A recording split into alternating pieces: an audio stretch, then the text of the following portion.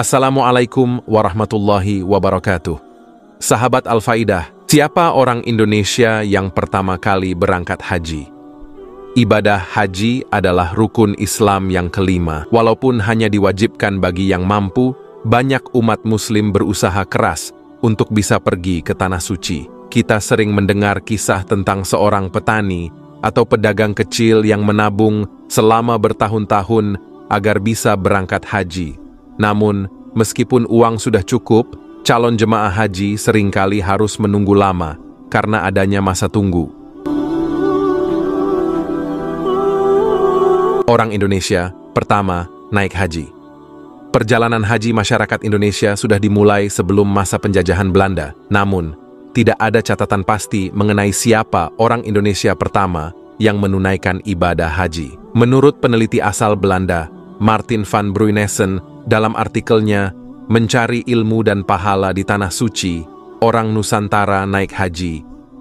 Pada akhir abad ke-19 dan awal abad ke-20, sekitar 10 hingga 20% jemaah haji berasal dari Nusantara. Pada dasawarsa 1920-an, jumlah tersebut meningkat hingga sekitar 40% dari seluruh jemaah haji yang datang dari Indonesia. Masih menurut Martin, orang Indonesia yang tinggal bertahun-tahun atau menetap di Mekah, umumnya untuk menuntut ilmu agama, jumlah mereka cukup banyak ketika itu. Bahkan pada tahun 1860, bahasa Melayu menjadi bahasa kedua di Makkah setelah bahasa Arab. Sumber lain menyebutkan Bratalegawa menjadi orang pribumi pertama yang melaksanakan ibadah haji ke Tanah Suci. Ia berangkat pada abad ke-13 atau sekitar tahun 1380. Informasi ini didapat dari naskah kuno Purwaka Karuban Nagari dan Negara Kertabumi. Sementara dalam catatan sejarah lainnya, tepatnya di era kolonialisme Belanda, Pangeran Abdul Dohar, putra dari Sultan Ageng Tirtayasa, disebutkan sebagai orang Indonesia pertama yang melaksanakan ibadah haji. Ia berangkat haji pada tahun 1630 menggunakan kapal laut dengan waktu perjalanan selama 2 tahun. Berangkat haji menggunakan kapal laut. Masih menurut Martin van Bruinessen dalam artikelnya Mencari Ilmu dan Pahala di Tanah Suci, Orang Nusantara Naik Haji.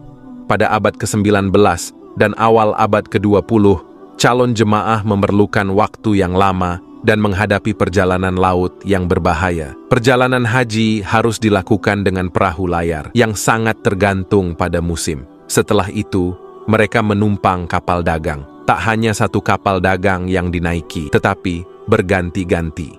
Martin menuliskan mereka akhirnya bersandar di Aceh, pelabuhan terakhir di Indonesia. Inilah yang menjadikan Aceh dijuluki Serambi Mekkah. Selanjutnya, calon jemaah menunggu kapal ke India. Di India, mereka kemudian mencari kapal yang bisa membawa mereka ke Hadramaut, Yaman, atau langsung ke Jeddah.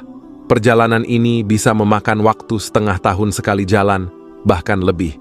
Para calon jemaah haji selama perjalanan berhadapan dengan berbagai macam bahaya. Tidak jarang perahu yang mereka tumpangi karam, dan penumpangnya tenggelam atau terdampar di pantai yang tidak dikenal. Musafir yang sudah sampai ke tanah Arab belum merasa aman, karena di sana suku-suku Badui sering merampok rombongan yang menuju Mekkah.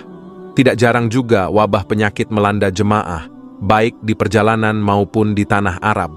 Seiring berkembangnya zaman dan teknologi, memasuki abad ke-19, ibadah haji mulai menggunakan kapal uap Belanda.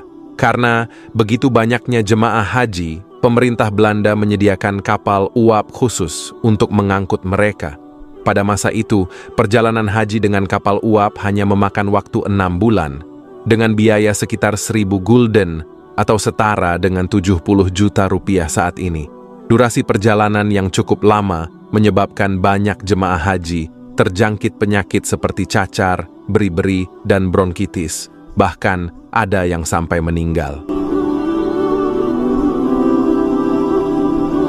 Indonesia melakukan pemberangkatan haji pertama. Secara resmi, momen keberangkatan haji pertama kali setelah Indonesia merdeka patut kita kenang.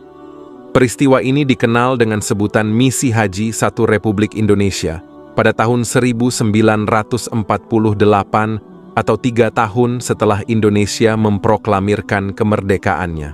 Rombongan berangkat pada pukul 2 dini hari melalui jalur udara dari Pelabuhan Udara Maguwo, Yogyakarta menuju ke Bangkok dengan menggunakan pesawat karteran milik Pacific Overseas Airlines Service, POAS. Selanjutnya perjalanan ditempuh dengan pesawat KLM menuju ke barat, ke Kalkuta, India, dan Karachi, Pakistan, sebelum turun di Kairo, Mesir. Ada hal menarik dari perjalanan haji ini. Setiap orang membawa uang sebesar Rp3.500. Masjidil Haram.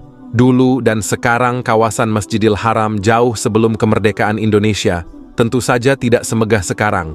Hanya ada tenda-tenda sederhana di sekeliling Ka'bah. Ibadah sa'i tidak dilakukan di dalam kawasan Masjidil Haram, melainkan di bagian luarnya. Banyak pedagang yang turut berjualan di sekitar kawasan Masjidil Haram. Jemaah haji juga harus menyiapkan perbekalan masing-masing, mulai dari memasak, mencuci alat makan, hingga mencuci pakaian. Pada saat wukuf di Arafah, mereka mendirikan tenda-tenda secara mandiri yang totalnya hingga 20.000 tenda. Haji Mabrur. Haji Mabrur adalah ibadah haji yang diterima oleh Allah Subhanahu wa Ta'ala. Setiap jemaah haji tentu menginginkan ibadahnya menjadi haji mabrur. Kata mabrur berasal dari kata barra, yang berarti surga, benar, diterima, pemberian, atau keluasan dalam kebajikan. Haji mabrur diartikan sebagai ibadah haji yang sempurna menurut hukum Islam. Ibadah haji seseorang dianggap makbul jika dijalankan sesuai syariat Islam dan tuntunan Rasulullah Sallallahu Alaihi Wasallam. Istilah haji mabrur dalam hadits. Istilah haji mabrur sebenarnya tidak ditemukan dalam Al-Quran, tetapi disebutkan dalam beberapa hadits. Berikut ini adalah beberapa hadits Rasulullah Sallallahu Alaihi Wasallam tentang haji mabrur. Artinya, dari sahabat Jabir bin Abdullah radhiyallahu anhu, Rasulullah Sallallahu Alaihi Wasallam bersabda, "Haji mabrur tiada balasan lain kecuali surga." Lalu sahabat bertanya, "Wahai Rasulullah, apa tanda mabrurnya?" Rasulullah Sallallahu Alaihi Wasallam menjawab, memberikan makan kepada orang lain dan berbicara dengan baik. Hadits riwayat Ahmad, At-Thabrani, dan Al-Baihaqi. Berdasarkan hadits tersebut, haji mabrur ditandai dengan ibadah yang tidak mengandung maksiat, serta dengan memberikan makan kepada orang lain dan menjaga ucapan yang baik. 2. Haji mabrur menjadi amalan yang utama. Artinya, dari Abu Hurairah radhiyallahu anhu, ia berkata bahwa Rasulullah Sallallahu Alaihi Wasallam ditanya, "Amalan manakah yang lebih utama?" Beliau menjawab, "Beriman kepada Allah Subhanahu wa Ta'ala dan Rasul-Nya." Lalu beliau ditanya lagi, "Kemudian apa?" Beliau menjawab, "Jihad di jalan Allah Subhanahu wa Ta'ala." Masih ditanya lagi, "Kemudian apa?" Beliau menjawab, "Haji yang mabrur." Muttafaq alaih. 3.